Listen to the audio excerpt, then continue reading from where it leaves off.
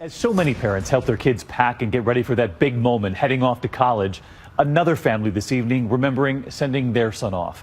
He would disappear just weeks into his freshman year. Later, the gruesome discovery, where he'd been left.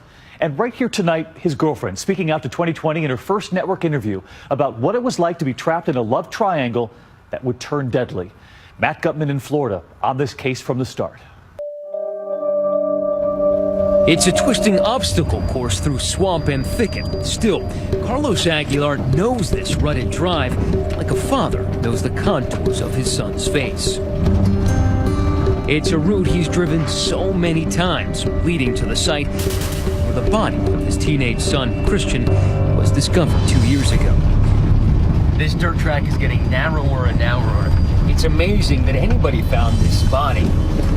We've been following Carlos now for almost 30 minutes off of State Road 24 in the wooded wastelands of northern Florida.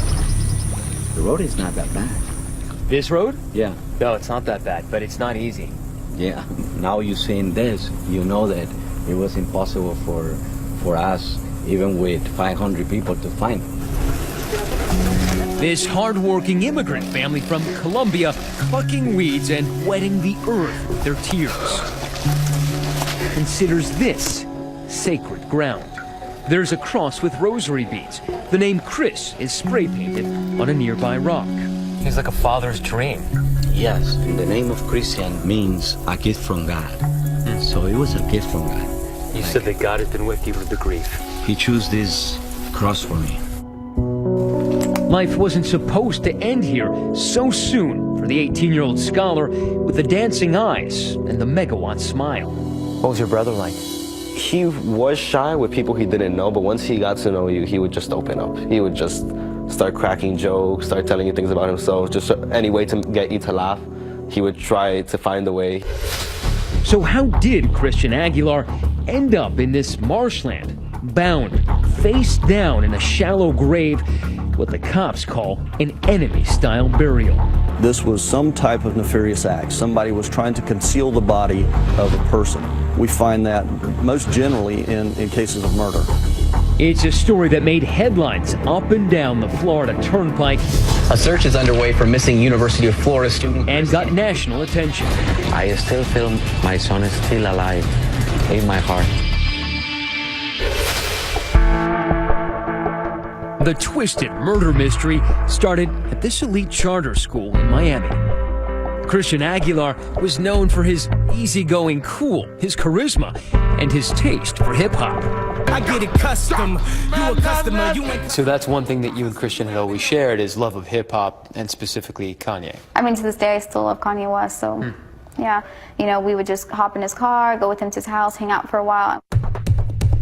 At the time, Erica Freeman was dating Christian's close friend, class clown Pedro Bravo. So tell me more about Pedro in high school. He was always quite sarcastic, quite funny. He was able to make me laugh so easily. He was very much an animal lover. I mean, he liked action movies, you know, he liked superheroes. The beauty with the big hazel eyes is the center of Pedro's world. We'd go out, we'd went on dates, we texted all the time. Did you say you loved each other? Yes, we did. We did say we loved each other. And for a long time, I thought that was kind of what love was like. It seemed their love is built to last. I mean, not many relationships go almost 3 years, but... Especially not in high school. Yeah, it's kind of unheard of. Christian Aguilar was part of the couple's clique. They all go to prom together. But as graduation approaches, Pedro and Erica's puppy romance is almost over.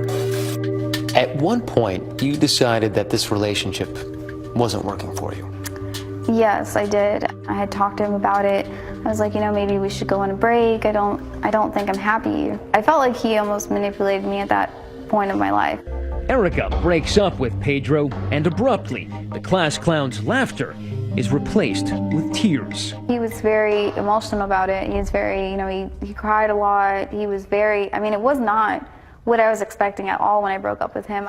So when you broke up with Pedro, somewhere in your mind were you thinking, well, maybe I could start something with Christian? There's a little part of me that kind of hoped that, Christian made me really happy and we had so many things in common, but a larger part of me was like, it's never going to happen. She would leave Pedro behind to attend Santa Fe Community College in Gainesville and study biology.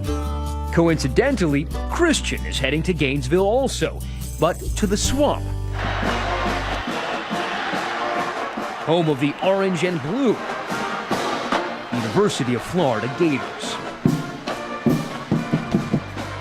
His future full of promise. He has a scholarship, gets financial aid, and plans to study biomedical engineering. And when he and Erica run into each other in Gainesville, suddenly sparks fly. It was crazy. We had these smiles on our faces from ear to ear, and we just looked at each other like with these dumb faces, like, is this really happening? That sounds like true love in a way. I think we were soulmates. Erica has moved on. Her ex has not, abandoning his plans to study engineering at a college in Miami and moving to Gainesville to enroll in Erica's college. When is the first time that you realize, oh man, Pedro's in Gainesville? He actually sends me a text message, and I'm kind of thinking, this doesn't sound normal, no one just packs up all their stuff and moves to a different city, so far from their family. For a girl. No, it wasn't normal. Neither was the journal Pedro kept, a brooding meditation on his quest to win Erica back. No one will stop me, he wrote. I will get out of Miami and into Gainesville, and I will get her back.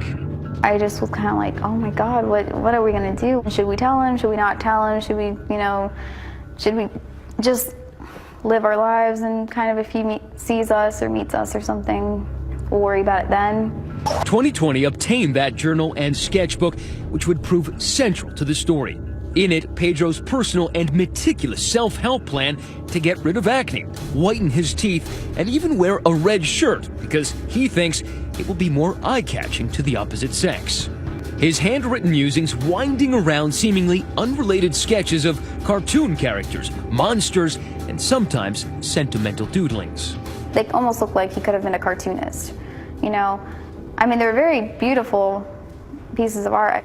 His drawings, what kind of drawings were they? I just saw, pictures of hearts. There was captions next to the hearts. There were broken hearts and hearts in tiny pieces.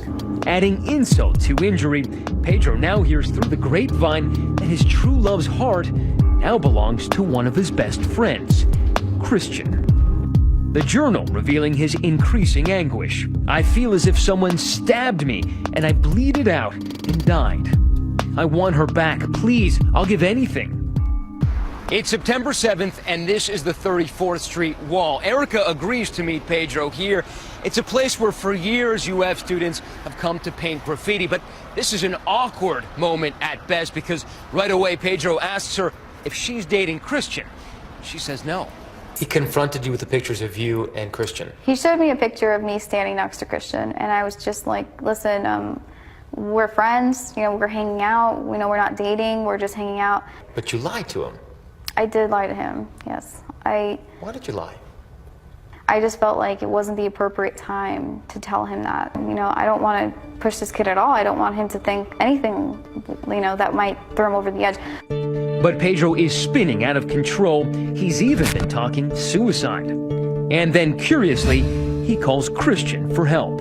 Pedro calls Christian on a payphone, and he's like, I'm really depressed, and I was wondering if we can talk, so maybe you can give me advice about how to deal with this, depression. Did he ask you if you should go, what you thought? We were a little concerned that maybe he would try to fight him or something of that sense, but, we talked about it, you're gonna meet on UF campus, you're gonna be fine. They met at The Hub, the college bookstore here at the heart of this throbbing campus of the University of Florida. What happened soon after will change 3 lives forever. I started calling him, I started texting him, he was not answering. I was kind of like, well, I gotta do something, I have to do something.